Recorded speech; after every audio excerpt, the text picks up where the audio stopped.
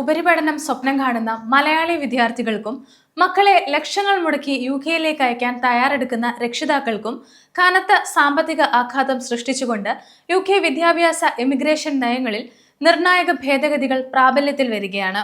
UK യൂണിവേഴ്സിറ്റികളിൽ പഠിക്കുന്ന അന്താരാഷ്ട്ര വിദ്യാർത്ഥികൾക്ക് മേൽ ബ്രിട്ടീഷ് ഗവൺമെന്റ് പുതിയ ഇന്റർനാഷണൽ സ്റ്റുഡന്റ് ലെവി ഔദ്യോഗികമായി പ്രഖ്യാപിച്ചിരിക്കുകയാണ്. ഇതിനു പുറമെ വിസ അപേക്ഷാ ഫീസുകളിലും ഇമിഗ്രേഷൻ ഹെൽത്ത് സർചാർജ് തുകയിലും വന്ന വൻ വർധനവ് മലയാളി കുടുംബങ്ങളുടെ സാമ്പത്തിക ആസൂത്രണത്തെയും UK ഭാവി ജോലി സാധ്യതകളെയും എങ്ങനെ ബാധിക്കുമെന്നാണ് നമ്മൾ ഇന്ന് വിശദമായി നോക്കുന്നത്. ബ്രിട്ടനിലെ ഡിപ്പാർട്ട്മെന്റ് ഫോർ എഡ്യൂക്കേഷൻ പുറപ്പെടുവിച്ച ഏറ്റവും പുതിയ നയരേഖ പ്രകാരം UK ഉന്നത വിദ്യാഭ്യാസ സ്ഥാപനങ്ങൾക്ക് ഒരു അന്താരാഷ്ട്ര വിദ്യാർത്ഥിക്ക് പ്രതിവർഷം 925 പൗണ്ട് എന്ന നിരക്കിൽ സർക്കാരിലേക്ക് ലെവി അടയ്ക്കേണ്ടതായി വരും.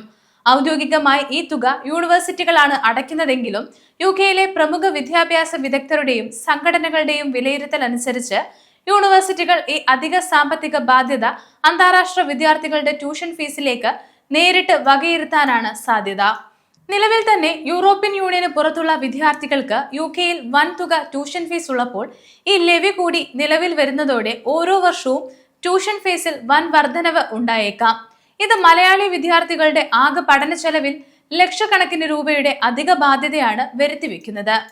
ലഭ്യമാകുന്ന വിവരങ്ങൾ അനുസരിച്ച് സ്റ്റുഡന്റ് വിസ അപേക്ഷാ ഫീസുകളിലും പ്രോസസ്സിംഗ് ചെലവുകളിലും ഇതിനകം തന്നെ വർധനവ് വരുത്തിയിട്ടുണ്ട്. UK സ്റ്റുഡന്റ് വിസ അപേക്ഷാ ഫീസ് 558 പൗണ്ടായി ഉയർന്നിരിക്കുകയാണ്. ഇതിനൊപ്പം ഓരോ വിദ്യാർത്ഥിയും നിർബന്ധമായി അടയ്ക്കേണ്ട ഇമിഗ്രേഷൻ ഹെൽത്ത് സർചാർജ് അഥവാ IHS പ്രതിവർഷം 776 പൗണ്ടായി തുടരുകയാണ്. അതായത് ഒരു വർഷത്തെ മാസ്റ്റേഴ്സ് ബിരുദത്തിന് എത്തുന്ന വിദ്യാർത്ഥി വിസ എക്സ്റ്റൻഷൻ കാലയളവ് ഉൾപ്പെടെ ഏകദേശം 2 വർഷത്തെ ആരോഗ്യ ഇൻഷുറൻസ് തുകയായി മാത്രം വലിയൊരു തുക മുൻകൂറായി നൽകേണ്ടി വരുന്നു. ഇതുകൂടാതെ UK എത്തുന്ന വിദ്യാർത്ഥികൾ കാണിക്കേണ്ട ബാങ്ക് ബാലൻസ് അഥവാ മെയിന്റനൻസ് ഫണ്ട് പരിധിയും ഉയർത്തിയിട്ടുണ്ട്.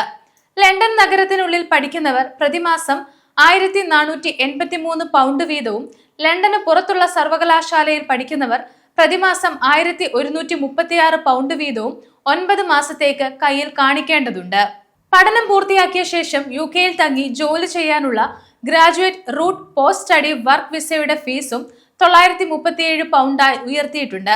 മാത്രമല്ല ഗ്രാജുവേറ്റ് വിസയുടെ കാലാവധി 2 വർഷത്തിൽ നിന്നും 18 മാസമായി ചുരുക്കാനുള്ള നീക്കങ്ങളും അണിയറയിൽ പുരോഗമിക്കുകയാണ്.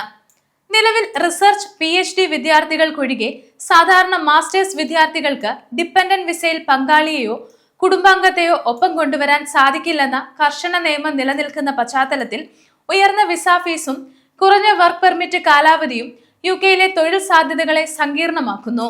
കേരളത്തിൽ നിന്നും വിദേശ വിദ്യാഭ്യാസത്തിനായി 25 ലക്ഷം മുതൽ 40 ലക്ഷം രൂപ വരെ ബാങ്ക് ലോൺ എടുത്തു പോകുന്ന പ്രവാസി കുടുംബാംഗങ്ങൾക്ക് ഈ പുതിയ സാമ്പത്തിക മാറ്റങ്ങൾ കനത്ത തിരിച്ചടിയാണ് നൽകുന്നത്. മുൻകാലങ്ങളിൽ പഠനത്തിനിടയിലെ പാർട്ട് ടൈം ജോലിയും പഠനശേഷമുള്ള പോസ്റ്റ് സ്റ്റഡി വർക്ക് പെർമിറ്റും കൊണ്ട് ബാങ്ക് വായ്പ തിരിച്ചടയ്ക്കാൻ സാധിച്ചിരുന്നു. എന്നാൽ ട്യൂഷൻ ഫീസിലെ വർധനവും വിസ ചെലവുകളും വർദ്ധിച്ചതോടെ ലോൺ തുക തിരിച്ചടയ്ക്കാനുള്ള കാലാവധിയും സമ്മർദ്ദവും ഇരട്ടിയാകുകയാണ്.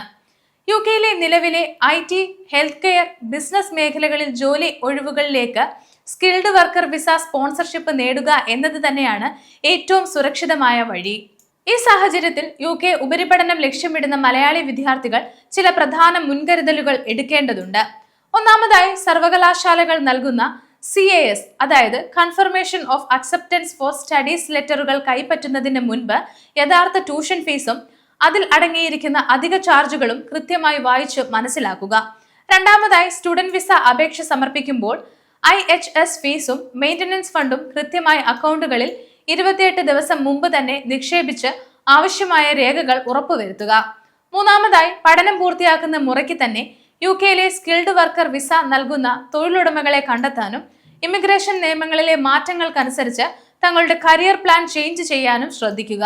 വളരെ വ്യക്തമായ സാമ്പത്തിക അച്ചടക്കവും വിസ നിയമങ്ങളെക്കുറിച്ചുള്ള ബോധ്യവും ഉണ്ടെങ്കിൽ മാത്രമേ മാറുന്ന ബ്രിട്ടീഷ് ഇമിഗ്രേഷൻ നിയമത്തിലും മലയാളി വിദ്യാർത്ഥികൾക്ക് തങ്ങളുടെ ഭാവിയും ഇൻവെസ്റ്റ്മെന്റും സുരക്ഷിതമാക്കാൻ സാധിക്കുകയുള്ളൂ. ഈ വിഷയത്തെക്കുറിച്ചുള്ള നിങ്ങളുടെ സംശയങ്ങൾ കമന്റ് ചെയ്യുക. കൂടുതൽ ഇമിഗ്രേഷൻ വാർത്തകൾക്കായി ഗ്ലോബൽ സമയം സബ്സ്ക്രൈബ് ചെയ്യുക.